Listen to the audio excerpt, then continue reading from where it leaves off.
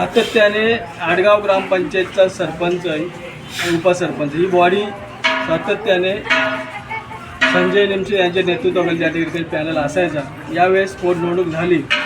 आदरणीय माजी केंद्रीय मंत्री कपिल पाटील साहेब यांच्या मार्गदर्शनाने आणि संजय निमसे यांच्या नेतृत्वाने पुन्हा सरपंच पदाचा पॅनल झाला आणि या पॅनलमध्ये भास्कर बरोरा हे त्या निवडणुकीत आज निवडून या ठिकाणी आलेले आहेत। मी मनापासून भास्कर बरोरा, संजय निमसे आणि त्यांचे सर्व सहकाऱ्यांचे या ठिकाणी अभिनंदन करतो आणि नक्कीच यापुढेही अशाच प्रकारे आदरणीय कपिल पाटील साहेबांच्या नेतृत्वाखाली ज्या ज्या ठिकाणी निवडणूक होतील त्या आम्ही विजय करण्यासाठी निश्चित या ठिकाणी प्रयत्न करतो।